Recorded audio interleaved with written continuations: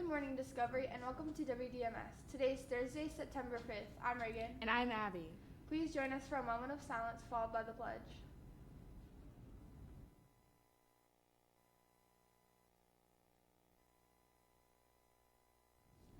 I pledge allegiance to the flag of the United States of America and to the republic for which it stands, one nation, under God, indivisible, with liberty and justice for all. Hello, I am Mrs. Weaver, and I am back again for 3 Books, 1 School. So here's where we at. We have 6 finalists, and I'm going to go through what those are today. And pretty soon you should see a link on the screen. You're going to go to that link and you're going to vote. The top 3 finalists today are going to be the books that we use this year for 3 Books, 1 School. So late next week in English classes, you're going to be signing up for the book that you actually want. Today you're voting for the one that sounds the best to you. So I'm going to kind of go through the descriptions. Again, I'm going to kind of shorten them up a little bit from what we did last time. But these were the top vote getters from the different categories we had last time. So in the dystopia category, book number 1 on your choices, we have a girl who lives in the United States. And the United States has been decimated by World War III. And the surviving villages in the outskirts of the United States all are kind of governed by a capital in the center of the United States. And there's this university there. And so Tessa's dream is to get accepted into the university, and she does. And so she travels to the capital, but once she gets there, she finds out she has to compete with all the other people that qualified in this life or death competition to decide who actually gets into the university and who has to go back home to their villages. So that's book choice number 1.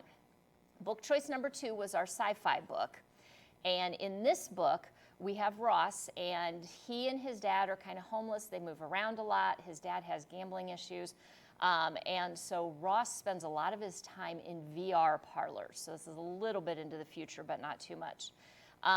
Meanwhile, the United States and some other countries are at war, again, some version of World War III, with countries across the ocean, but the war takes place in space, and they're fighting over the natural resources in space for businesses. So Ross, because of his skills in VR, actually gets recruited to go to the training academy to learn how to be a virtual pilot for the ships that are battling in space.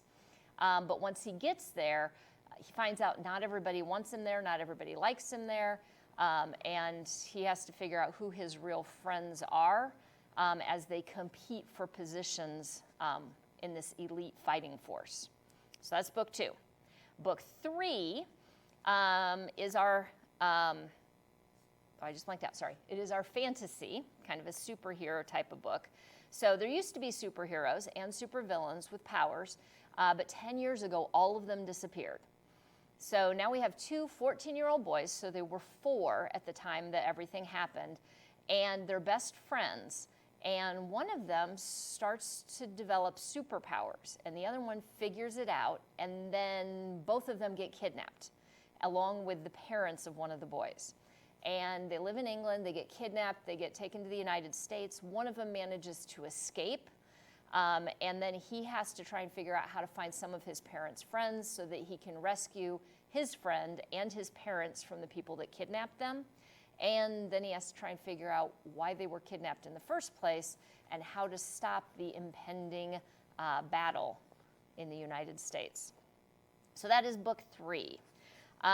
Book 4 choice is our mystery.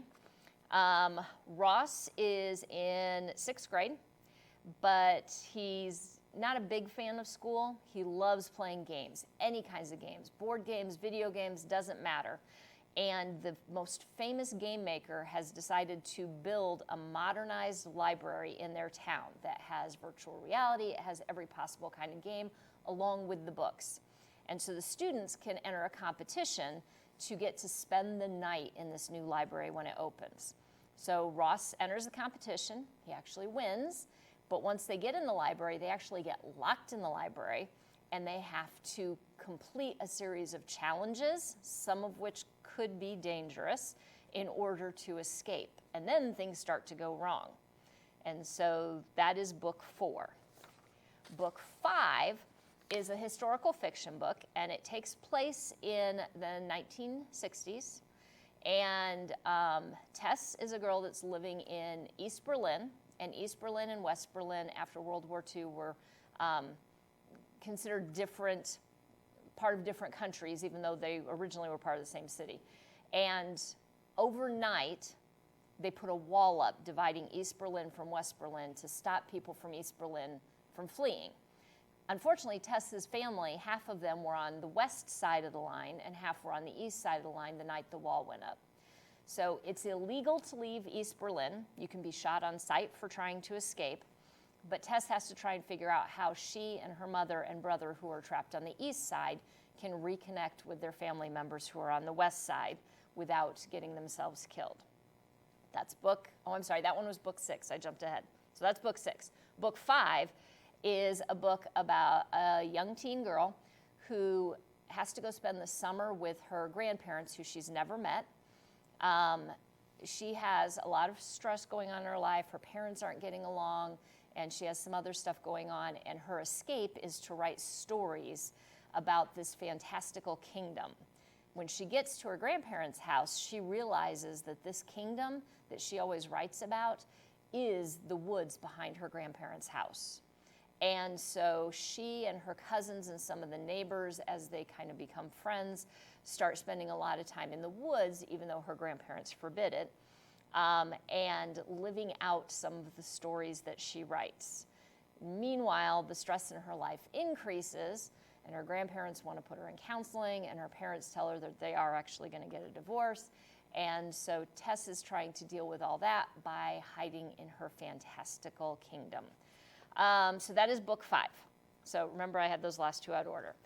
So you need to pick, if you had to read one of those, which one sounds the most interesting to you. Vote for that one. And then next week I'll be on to tell you what the top 3 are, and then we'll have you in your language arts class pick which one you actually want to read. So right now you're just voting for the one that sounds best.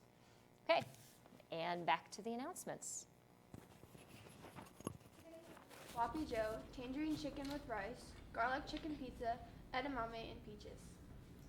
Today's events. In the afternoon, there will be cheer practice, 7th and 8th grade football practice, 7th and 8th grade volleyball practice, robotics club, and cross country versus John Young. Yearbook pre-sales start today. You will receive a flyer, but the flyer will also be posted to Canvas for your parents to see. The yearbook is on sale through September 27th. If you procrastinate, the price of the yearbook will go up.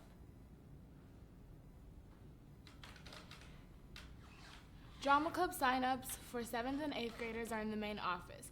Please also grab a schedule. Come next Wednesday and Thursday after school to act out in the LGI. Any questions? Please see Mrs. Graybill.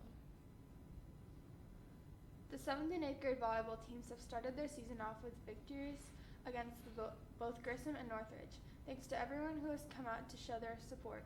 The next home game will be Thursday, September 1st. Hope to see you there. The quest for a third straight state spell bowl title is underway.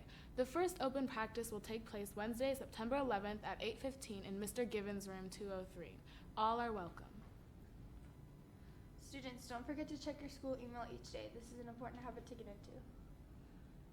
Now to Mr. Kaufman. Good morning, Archers. Mr. Kaufman here. Hey, just want to remind everybody that tomorrow is our back-to-school spirit dance. Yes, spirit dance. You can pick up your Spirit t-shirts today or tomorrow during your lunch for $20. That will not only get you into the dance tomorrow night, that is your ticket into the dance, but to many athletic events throughout the school year. So we hope to see a lot of you there.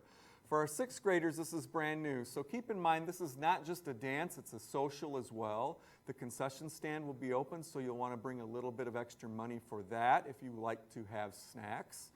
The main gym will also be open for basketball to be in, and we will have a professional DJ that will be here as well for this event. Remember, pickup is 5:30 at door E. Please have your parents here at 5:30. The dance will begin immediately following the school day, so you will not want to go home and come back. You will just stay here. So wear your shirt tomorrow during the school day. It'll be a Friday Spirit Day here at Discovery. Have an awesome Thursday. Now back to our students. Have a Wonderful Wednesday discovery. Bye.